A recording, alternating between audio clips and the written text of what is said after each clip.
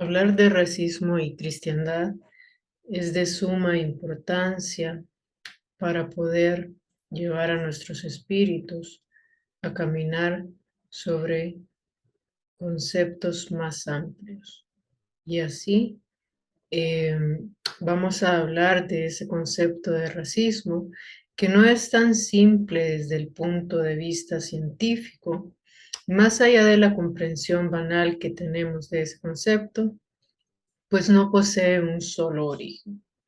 No existe una definición homogénea y previo a que se pueda asociar a un carácter biológico, el término en sí está asociado a un grupo de personas conectadas por un origen en común.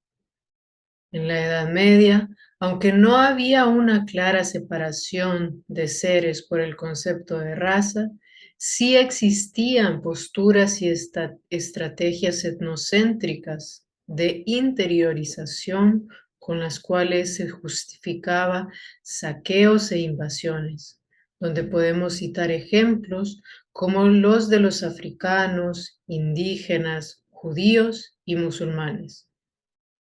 En la Edad Moderna, en 1684, el término raza fue utilizado por François Vernier con el fin de clasificar la diversidad humana y justificar las relaciones de dominación y poder de la nobleza.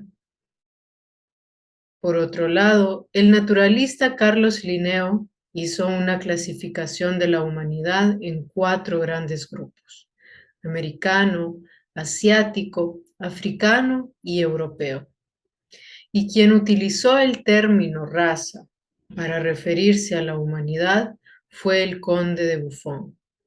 En el siglo XVIII fue cuando los criterios de clasificación de razas por el color de piel se implantaron, quedando de esta forma 3 grupos o razas: negra, amarilla y blanca. El interés de la biología en clasificar las especies sirvió para que los naturalistas utilizasen el término como criterio de clasificación, jerarquizando las razas por su composición biológica, cualidades intelectuales, morales, culturales y psicológicas. Ya en el siglo XIX, el criterio se amplió tomando en cuenta características morfológicas como la fórmula del ángulo facial, forma del cráneo, de los labios, nariz, quijada, entre otros. Esto con el fin de que la clasificación fuese más apropiada al abarcar más criterios. A mediados del siglo XIX, el concepto de raza pasó de las ciencias naturales a las ciencias sociales. Herbert Spencer se considera como el fundador del racismo científico, a partir de sus estudios de evolucionismo social, donde creó la noción de diferencias entre pueblos y sociedades. En los años 40 del siglo XX, el concepto de raza quedó determinado por un mayor énfasis en la cultura, por lo cual muchos sociólogos descartan el término raza en favor de etnia. Así, las formas de dividir al mundo en razas superiores e inferiores poco a poco fueron siendo desafiadas por teorías antropológicas en las que se daba mayor realce a la importancia de la cultura para resaltar las particularidades grupales. Al final del siglo XX, la biología se hacía más afín a la idea de que las razas en la especie humana no existen, siendo que la genética destruyó la creencia de que estas diferencias pueden definirse por los genes. Podemos decir entonces que actualmente, desde el consenso de antropólogos y genetistas, desde el punto de vista biológico, no existen las razas humanas.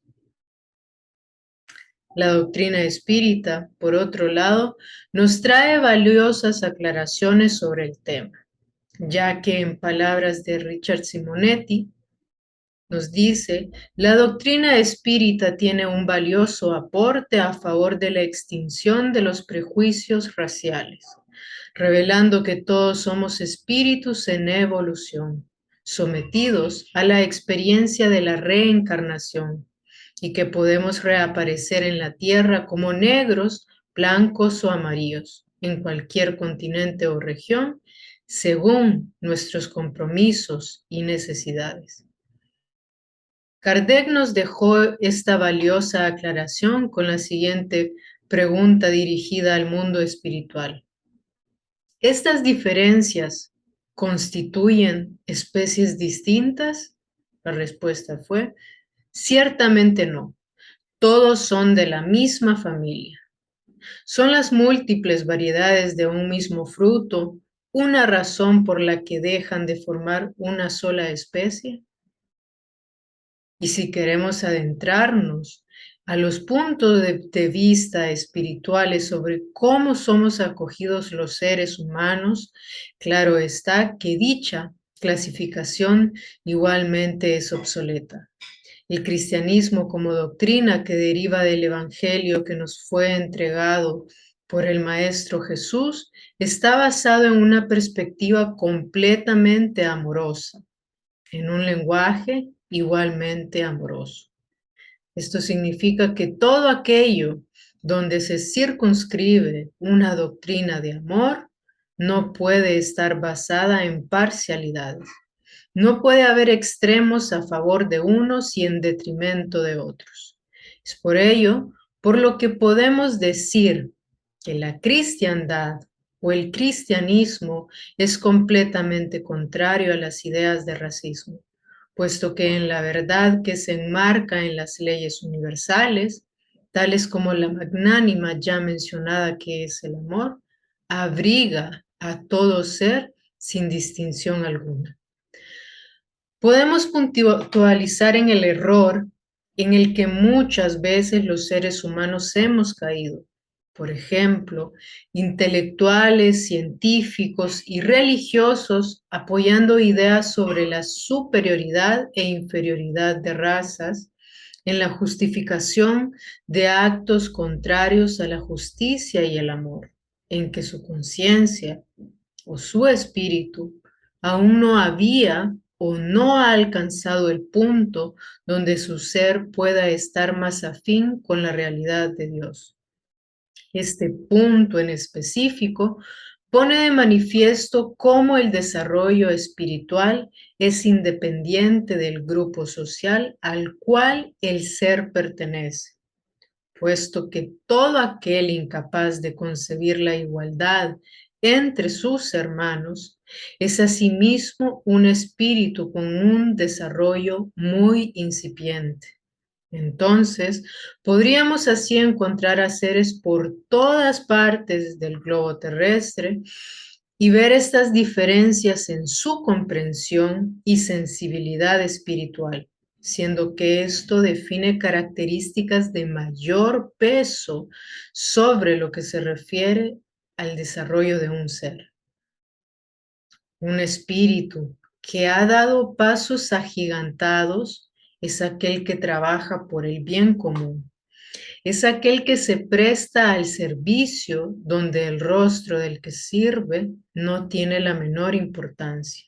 Y entonces, así como la idea de cristianismo deriva de las enseñanzas de Jesús, veremos que el primer ejemplo de esa verdad equilibrada del universo fue Él, quien no hizo diferenciación de ningún tipo en pos de marcar diferencias relacionadas al aspecto físico, social, ni siquiera cultural, puesto que su actuar estuvo completamente ligado a una tarea espiritual, donde su objetivo fue siempre el de propagar y de marcar el amor. Así, aquellos que estuviesen en las posturas de superioridad por los criterios humanos eran llamados a través de la rectitud y firmeza del Maestro, para que éstos lograsen ver la realidad de sus espíritus, acto que llevaba consigo una profunda marca amorosa.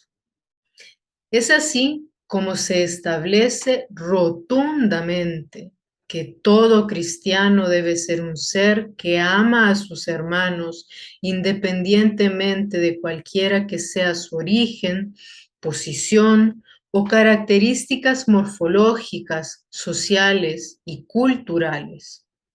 No hay diferencia entre blancos, negros, mulatos, indios, amarillos. No hay nada que los diferencie. No hay nada que nos separe a todos. Todos somos iguales, de la raza humana, hijos del mismo Padre de amor, solo diferentes por la adaptación que vamos atravesando a través de las vidas vividas y las necesidades de los lugares donde nacimos. Todos somos iguales.